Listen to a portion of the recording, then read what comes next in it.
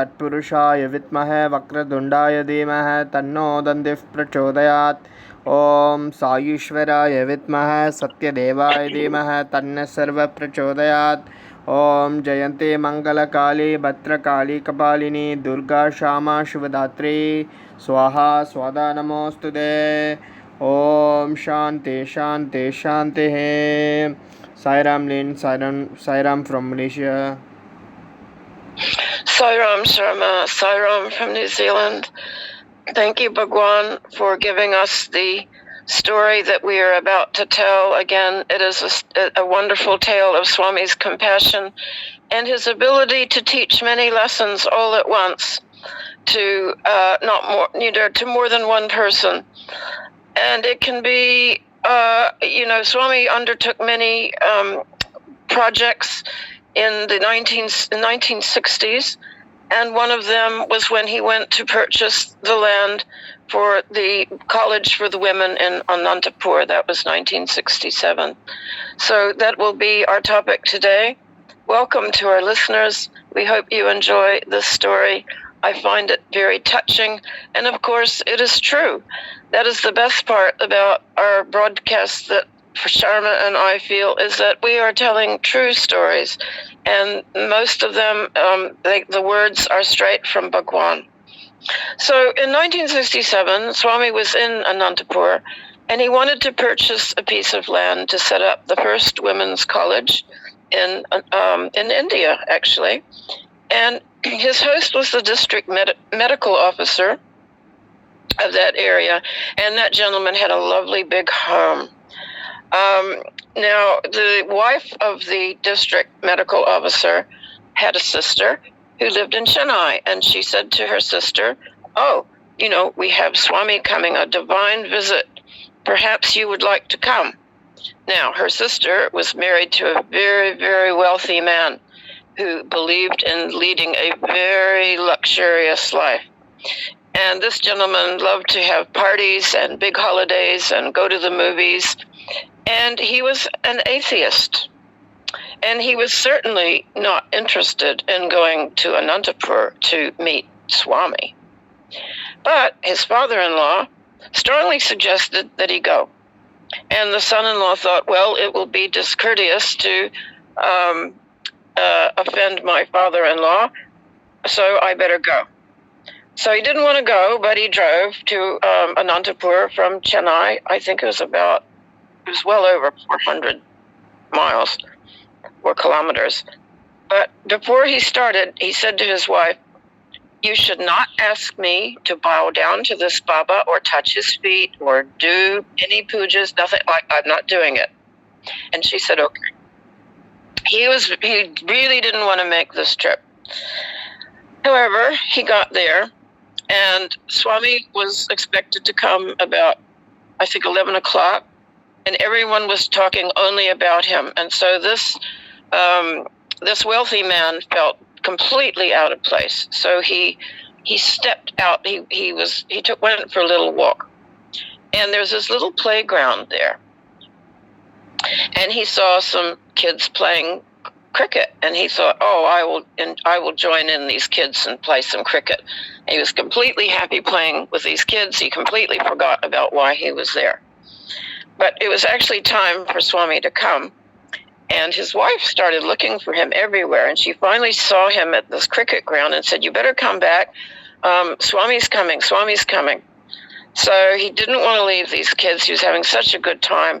Reminded him of his own childhood, really, and he went back to the house. And just then, Swami's car came in. And, of course, everyone was welcoming Swami and saying, "Oh, Swami, Swami," hands clasped, taking Padnamaskar. And, of course, this man is standing there. He's all sweaty from playing cricket. And he unconsciously brings his hands together, not really even realizing what he was doing. And then once Swami went inside the house, he said to himself, "Now, what am I holding my hands for? This man must be a magician. I better watch myself, because I didn't mean to put my hands together." And just as he's telling himself this, Swami comes out of the house. And he's looking at this man, this very wealthy man. And quite again, the man puts his hands together and bows down a little bit. Swami goes back in the house, and this guy cannot believe he's done this. Like, what is going on? He's trying to figure it out. And his father-in-law came running over. He says, "You better come in. Swami wants you to come inside." So he had to go in with all the other family members, and Swami was sitting there on a chair, and he's talking about selfless service. And Swami was saying, to take care of the poor and needy is our duty. This is the purpose of the human body. This is what sanctifies our lives. And the wealthy man's dad was actually a man with a very big heart, and he was always keeping the weaker parts of human life in mind. And he thought to himself, whatever Swami is, or whoever he is, at least he's asking people to be kind. And he had a Mercedes-Benz, this wealthy man. He had a Mercedes-Benz. And someone asked him if he could drive Swami into the city, into Anantapur. And he said, yes, here's the key. But they say, no, you have to drive. And this man says, I don't know my way around here. I don't know the roads. And one of the group says, don't worry, one of us will be there. We'll guide you. So the next morning, he's driving Swami around in his big Mercedes-Benz. And the conversation, was all about what can we do for those who are distressed. And the next day, Swami called for him and asked him to bring the Mercedes again. Swami got in and said, start. And the man thought, where am I supposed to go? Because there was no one else in the car this day to guide them. And Swami said, don't worry, I'll show you the way. And he starts giving him directions. And they went, they were sort of going outside the city limits, and the driver, this man's thinking, now where are we going? But Swami kept saying, left, right, take the right. And then Swami asked him to turn away from the main road and down a very uneven, muddy road filled with rocks and gravel, and there were little animals, chickens and things. And he thought, now where are we going? And then Swami told him to stop. And under it sat a little shoemaker man with his tools. And Swami lowered the window and crooked his finger to the shoemaker. I think you call them cobblers in India, and said, I have come. And the shoemaker was ecstatic. He was dancing around. He said, Swami, my Swami, come. And he starts leading the way for the car. And Swami tells the man driving, says, tell the cobbler to get into the car. Well, the man couldn't believe it. He's inviting this dirty cobbler to get into the Mercedes. And of course, as the cobbler gets in, he's just crying with joy. And pretty soon, Swami directs the men to drive down this path a bit more. And the driver's thinking, oh my God, we are in the poorest of the poor. These are the lowest caste of people. I can't stand the smell of this place. I can't stand the sight of it. But Swami is all excited. And the little lane starts getting narrower and narrower. And the shoemaker says, now we can stop here, please, Swami, please come. And he welcomes Swami into his hut. And it's just a little hut with mud walls and a thatched roof, and the floor is covered, how you plaster the floor with cow dung. And that's what they do. And he put a little mat on the ground, and Swami goes in. And the wealthy man, he's, oh my gosh, I don't want to go in there. And Swami turns around and says, what are you standing there for? Come on, come in. And this man doesn't have any choice. And Swami's sitting on this mat and talking to the wife and the kids. And meanwhile, the wife and the cobbler said, Swami, can we give you a drink? And Swami says, oh, yes. And they said, Swami, can we give you buttermilk? And Swami says, yes, yes. So they come back. They've got this old aluminum tumbler, and it's got dents in it. And the rich man's thinking, oh, my God, it looks like they've never washed this. It looks like it's been around for, decades. And he thinks, what if I drink this? What water they've used? I'll probably get sick. And he was worried what would happen to Swami if he drank this buttermilk. And so Swami's merry. He's just so merry. He's laughing. He's drinking the buttermilk, and he drinks all of it. And then Swami says, oh, here, serve him some buttermilk, pointing to the rich man. And the man says, no, I can't. But the cobbler comes back. There's another tumbler full of buttermilk. So Swami says, go on, have it. So the man just closes his eyes and just gulps it down, and he's terrified, like, what's going to happen? Am I going to have diarrhea?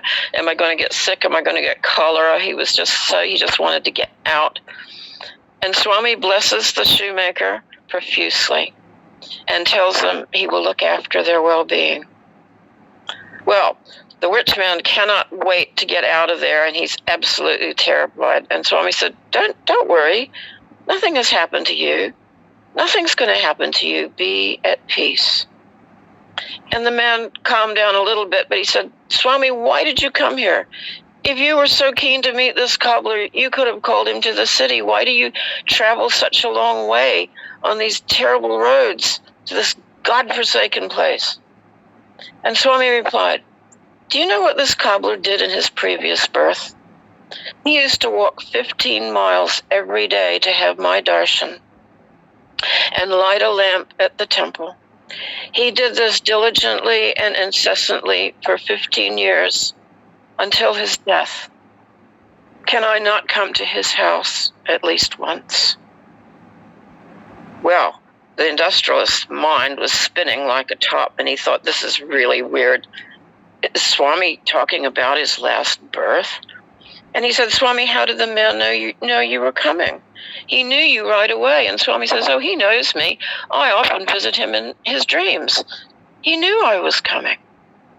And the man thought, wow, this is unbelievable. Who is this Swami?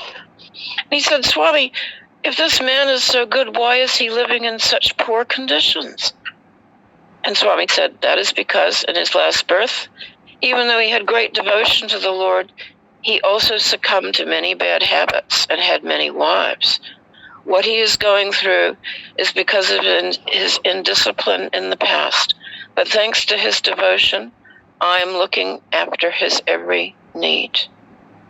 In fact, he has made me do it, because when people ask him about his charges for repairing their shoes, he always says, it is your choice. Whatever God gives is fine with me. And therefore, he becomes my responsibility. I will definitely take care of all of his family. Well, this was, as you can imagine, a moment that changed this rich man's life. And he had many opportunities over the years to meet with Swami again and undertake many projects for the poor. Swami humbled him. Swami showed him that only Swami knows the bigger picture behind each one of us. And Swami will take care, no matter what our situation is. He has said that all of us, his devotees, have been with him since the beginning of time. Only he knows what we did in our past lives. Only he knows the reason for our circumstances in this life. Let us always give all of our desires and wishes to Swami. He will take care. Om Shri Sai Ram. Om Shri Sai Ram. Om Tasmat Karunya Bhavena Raksha Raksha Sai Ishvara. Hari Om Tat Sat Shri Sai Ishvara Arpanamastu. Om Shanti Shanti Shanti.